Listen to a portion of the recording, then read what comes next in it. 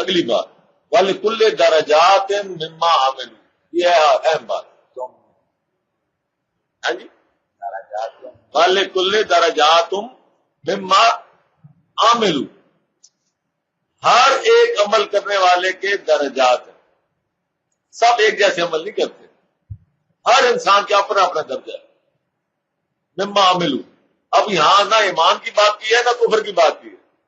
جو کفر کے معاملے میں جن کے انکار کے درجے ہیں، عمل کی بات. کئی لوگ قرآن کے ساتھ کفر کا رویہ اختیار کرتے ہیں درجہ بدرجہ، اپنے اپنے درجے میں سب فٹ ہیں. اللہ پاک ان کو فٹ کیے جا رہا ہے. ایمان کے معاملے میں بھی ہر ایک کے درجات ہیں. جو ان کے یہاں عمل ہے اللہ پاک اس مطابق سب کو فٹ کر رہا ہے. کسی کے ساتھ ناانصافی نہیں ہوگی. ناانصافی یہ بھی ہوتی ہے کہ ایک آدمی درجے میں ایمان میں کم ہے اور ایک زیادہ ہے اور دونوں کو ایک ہی جگہ بٹھا دو. ایک آدمی نے محنت زیادہ کی، اخلاص زیادہ ہے، اور دوسرا جو ہے جو بس پورا ہی کام کرتا ہے، لیکن دونوں کو وہ جی دونوں یہ کمرہ ہے، ایک بیڈ تم لے لو تم لے لو. ہر ایک کے درجے. اللہ پاک کے ہاں نہ کوئی جگہ کی کمی ہے، نہ آسائش کی کمی ہے، نہ فیسلٹیز کی کمی ہے. ہر ایک کے درجات الگ الگ ہیں. کفر کے بھی اس طرح درجات. فرمایا وَلِيُوَفِّيَهُمْ أَعْمَالَهُمْ، ہر ایک اس کی اعمال کا بدلہ پورا دے دیا جائے گا. یہ دونوں طرف کی بات ہو رہی ہے.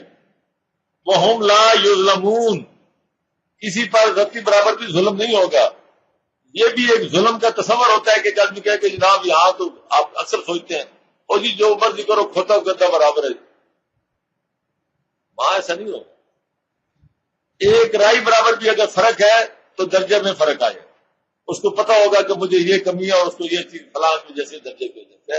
ایک رائی برابر بھی جو معاملہ ہے اللہ تعالیٰ کے ہاں کیلکولیشنز اور فیسلٹیز اور سپیس کسی کی کمی نہیں. وَيَوْمَ يُعْرَضُ الَّذِينَ كَفَرُوا عَلَى النَّارِ، اور وہ دن ہوگا جب کافروں کو آگ پر پیش کیا جائے گا. یہ کافر جب بھی ہم کہتے ہیں تو ہمارا ذہن فوراً آتا ہے جی واہ غفار. کافر جب بھی بات آئی فوراً ذہن میں اڑان بھری اور واہ غفار کہ کافر ادھر ہے. ہر وہ شخص جس کے سامنے جو چیز پیش کی جا رہی ہے کیا وہ اس کو اس طرح لے رہا ہے؟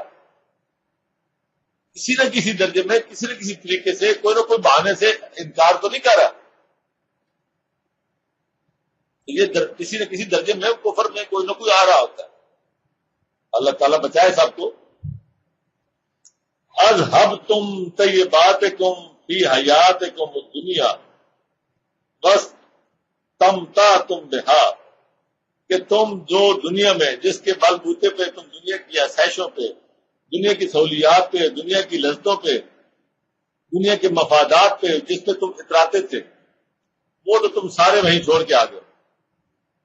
جو تمہیں سیدھے راستے پہ نہیں آنے دیتی تھی، ہماری بات ماننے کو تیار نہیں ہوتے تھے تم. مجھے دو واقعے یاد آ رہے ہیں، لاہور کے ہیں، میں نام نہیں لوں گا. جو لوگ اس وقت میرے ساتھ موجود تھے ان کو پتا ہے.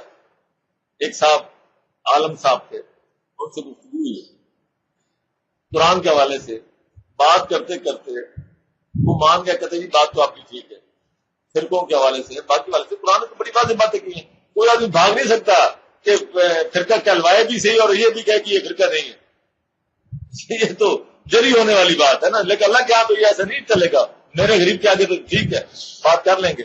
ہمارا تو مشن یہی ہے لوگوں کو کہ قرآن کی طرف لاؤ اور فرقوں سے بچاؤ. یہی ایک مشن ہے. نہ ہم خلافت کے دائی ہیں نہ کسی اور چیز کے دائی. ہم تو دائی ہیں واقعی لوگوں کو آمادہ کرنے کے وہ اپنے آپ کو مسلم ہی کہلائیں. میں تو اس حد تک کہتا ہوں کہ ایک انسان اگر آپ کو اپنے آپ کو کسی فرقے کے ساتھ ہے، اگر وہ اپنا مسلم کہلانا شروع کر دے تو وہ اپنے وہ عقائد بے شک بعد میں سے چھوٹیں گے. کیوں کہ پھر ان کی بنیاد علمی بنیاد بن جائے گی. وہ علم کی بنیاد پہ پھر ان کو پرکھے گا. اب وہ ان کو پرکھتا ہے اور ان کا دفاع کرتا ہے اپنے فرقے کے لحاظ سے. لیکن اگر وہ اپنے آپ کو مسلم کہلانا شروع کر دے تو اس کا تعصب ختم ہو جائے گا. پھر وہ خود بخود اس کے اندر تبدیلیاں آنی شروع ہو جائیں. یہ ممکن ہی نہیں ہے. اصل ہوتا ہی ہے کہ جو تم ہو دیکھیں ایک آدمی شیعہ بن کے قرآن کھولے گا تو وہ اپنے اس کو سارا اپنے رنگ جس رنگ کی ہے نا کیا اسی رنگ کا سب کچھ نظر آئے. یہ بات ہی نہیں. تو یہ میں بات کر رہا تھا کہ مجھے ایک عالم صاحب سے اس طرح تو میں نے کہا کہ جناب آپ یہ جو آپ بات میرے آگے کرتے ہو میرے آگے مانتے ہو آپ ممبر پہ تو نہیں کہتے. مجھے اب ایک اور عالم بھی صاحب یاد آ رہے ہیں 3. ایک عالم نے جواب دیا جناب کہ ہر بات جو ہے وہ ممبر پہ کہنے کی نہیں ہوتی پہلی بات. دوسرے عالم نے جواب دیا کہ جناب بات یہ ہے کہ میں پورے ضلع کا خطیب ہوں مجھے گاڑی ملی ہے مجھے 18ویں گریڈ کا میں بندہ ہوں میں اگر آج یہ کہنا شروع کر دوں تو میں یہ ساری فیسلٹی ہے سارا وہ تو مجھے اٹھا کے باہر پھینک دیں گے. خالص مسلم یہاں کون مانتا ہے؟ اذهبتم طیباتکم فی حیاتکم الدنیا وہ ساری چیزیں تم وہیں چھوڑ کے آ گئے ہو.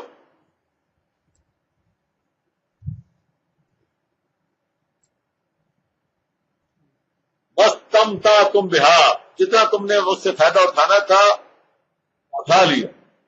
کہاں گئی وہ ساری بات جس کے بل بوتے پہ جن سہولتوں کے لیے جن مفادات کے لیے جن لذتوں کے لیے تم نے حق بات کی طرف آنا گوارا نہیں کیا اب وہ سارے کے سارا نہیں رہ گیا.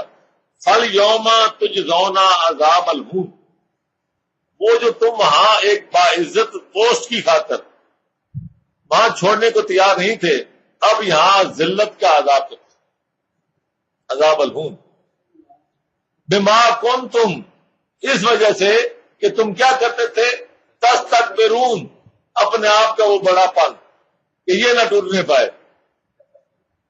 تکبر اپنے آپ کو بڑا بنانا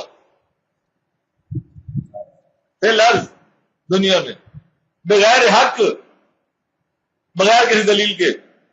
قرآن کچھ کہتے ہیں کہتے کچھ یہ کیسے ممکن ہے ذرا بات سمجھے ذرا یہ کیسے ممکن ہے کہ ایک قرآن اور اسی سے ایک اہل حدیث ہو اسی سے ایک جو بندی ہو اسی سے ایک بریلوی ہو تینوں ماننے والے ہوں سارے قرآن کرتے ہوں کہیں تو غلطی ہے نا. ایک کہتا میں شیعہ ہوں ایک کہتا ہے جناب کہ وہ آپ وہاں سے گزر جائیں بہشتی دروازے سے تو آپ جنتی ہو جائیں گے. قرآن ایک ہے تعلیم ایک ہے یہ کیا یہ بتاتا ہے کہ بھئی وہ بھی صحیح ہے وہ بھی صحیح ہے وہ بھی صحیح ہے وہ بھی صحیح ہے کوئی تو غلط ہے بغیر حق اس کے بغیر سب چل رہے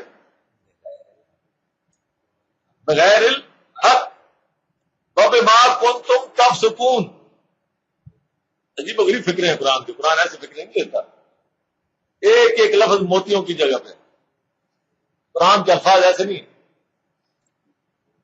میں ایمانداری سے حلفیہ کہتا ہوں کہ میں قرآن یہ نہیں ہے میں تو آپ خود ایک دربار مزار کا متولی ہوتا کہاں سے کہاں پہنچتا ہوں. مجھے اگر کھینچا ہے تو قرآن کے الفاظ نے کھینچا اس کی بندش اس کے الفاظ اور یہ جو کہتا ہے نا کہ لاؤ اس کے ایسا کلام یہ ایسا نہیں ہے کہ میں چونکہ مسلمان ہوں اور میری اٹیچمنٹ ہے ایسی بات ہی نہیں. قرآن کے اپنے الفاظ ایسی بندش عجیب و غریب الفاظ استعمال کرتا ہے اور ایسے ایسے موقع پہ کرتا ہے آدمی حیران ہو جاتا ہے. جس آدمی کا علم و ادب کے ساتھ تھوڑی سی بھی وابستگی ہے جو شعر کسی شعر کی داد دے سکتا ہے جو آدمی کسی بھی اچھے شعر کی داد دے سکتا ہے نا وہ قرآن کا محاسن کو بڑی اچھی طرح سمجھ سکتا ہے. میرے سامنے ایک آدمی نے نیا شاعر تھا اس نے شعر پڑھا میں نے اس کی تشریح کر دی لمبی چوڑی جو میں نے سمجھا شعر سے میں نے اخذ کر لیا کہ یہ خزاں کا موسم ہے تو اس طرح کی لوکیشن ہے اس طرح کا مکان ہے. شعر سے وہ میں آپ کو سناؤں گا شعر بھی اور ساری تصویر کشی وہ شاعر کہنے لگے یار ملک صاحب یہ سارے تو میرے ذہن میں تھی.